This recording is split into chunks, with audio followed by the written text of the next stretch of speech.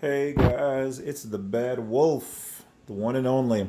All right, so this is an update on our air fryer, letting you guys know that so far we still love it. We still use it every day. You could say we've pretty much worn it out.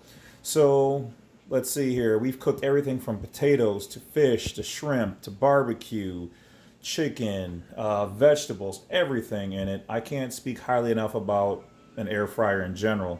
The specific one with this company, the gowise USA, which they're not promoting me or paying me for any of this, nor do I own rights to any music you might hear in the background, is not bad. It's pretty sturdy, pretty solid, but things I would have definitely changed is like these air vents. The handle on it broke, so I ended up having to make a custom piece, just a piece of wood that I, just real quickly shaved up in the garage, drilled a hole through the metal chassis here into here, and then put a little sealant in there on the bottom. And this thing works great. I mean, just for being, I guess a cheap little wooden handle, but it's working so far better than the original. And I didn't even really like do a whole lot of major things to it. Just a wooden piece, drilled a hole, and put a screw in it. All right. So anyway, as you can see, the inner basket that was there ended up, much like the bottom, losing its paint, and so it just became rusty and really hard to clean. So we got rid of that. So we basically just use it as you see here, which last night I think we made some shrimp and some burgers in it. So sorry about that. But otherwise, everything else works thus far. The next, I guess, complaint would be that the back of it spits out, a little bit of the oil and whatever else here. There's a filter in there that needs to be cleaned, but still that kind of sucks. You think they would reroute it back maybe into either here or a separate kind of like little thing that you can see on the side when it's full. I don't know. Just should be a little bit something better. So that's something else you have to look out for when you get an air fryer. Let's see if we can see it over here. Otherwise, they have these areas here on the bottom where there's other filters where they kind of leak out. Oops, sorry, let me back up. Where it leaks out all the time.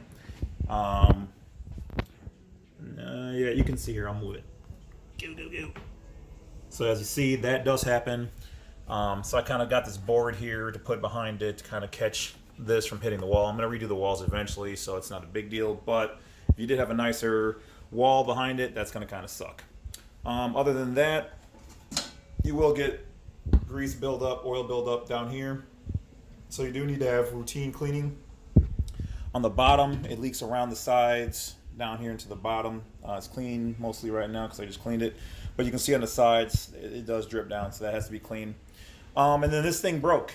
So apparently there's a little switch down in here, which kind of lets the air fryer know, that you've got it plugged in. And then there's, I don't know if you can see them, two little gold switches up there, or metal switches. So what happened with mine is it stopped working. It wouldn't even turn on, right? So I ended up having to turn this over, pulling out about 4 or 5 bottom screws. And once I did that, there was a little tiny black prong. Make sure the plower is not plugged in when you do this, just in case this is happening here. So if you have an air fryer and it just happens to die, open it up in the bottom, and you might see a little black device. It's going to be about this big, with like 3 prongs coming out of it. One will be like red, one will be like black, and then one of them will be going to some inside components. All that is a relay. So what I did is I bypassed the relay by just removing that piece, the black piece. You take it out, and the red wire to, I think it's the white wire, which is a straight shot.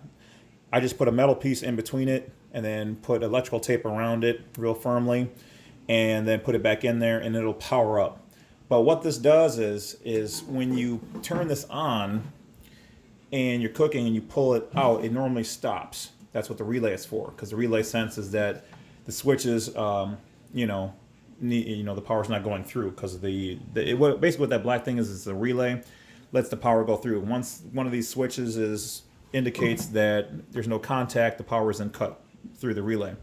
So what I did, like I said, I just modified it, put a straight shot, wired them directly together, took the piece out itself, and it fires up. But when we cook now, it will stay on when we pull the basket out. So you're gonna lose heat, but it still keeps counting down, so it doesn't stop pause, and then when you put a basket back in, you know, it takes back off from where you left. So what it does now, it just continues to cook and blow out heat even if the door is open. But if you really want to, you can just hit stop. But once you hit stop, then you just have to put in the new time again. So that's pretty much the update. Otherwise, guys, we still love it, still being used. The other guy that we had, because everybody, if you well, maybe don't know this, but we love to cook. We used to have a toaster oven. That boy died, couldn't take our abuse, and so we're still using the air fryer. So that's pretty much it, guys. The Bad Wolf, just a short one here talking about the air fryer. Hopefully anybody finds this useful, and that's pretty much it. Take care. Oh, don't forget to hit that bell, like, and subscribe. Thanks, guys. Appreciate it. Have a good one.